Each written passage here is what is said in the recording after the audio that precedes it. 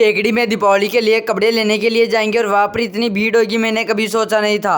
वैसे था क्या दीपावली के कपड़े लेने के लिए जाना था हमें केकड़ी। हम केकड़ी जाने के लिए रवाना हो जाते हैं।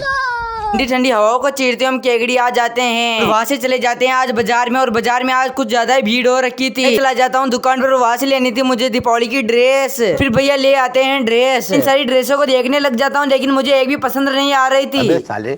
कुछ देर माथा पचाई करने के बाद मुझे ये ड्रेस पसंद आ जाती है। फिर मैं चला जाता हूँ जूते लेने के लिए। वहाँ पर मैं देखने लग जाता हूँ जूते। फिर मैं जूते पैक करा लेता हूँ और फिर जाने लग जाता हूँ। फिर मैं आ जाता हूँ चौपाटी पर, और केकड़ी आए कचौरी ना खाए ऐसा तो कभी हो ही नहीं सकता। ठीक है। फिर वापस आ जाते हैं बाजार में। वहीं पर पानी पूरी दिखाई देती है तो मैं पानी पूरी को लपेट लेता हूँ। फिर वापस घर पे आने के लिए रवाना हो जाते हैं। आज का वीडियो लोग अच्छा लगा हो तो फॉलो और चैनल को सब्सक्राइब जरूर करें मेरे भाइयों।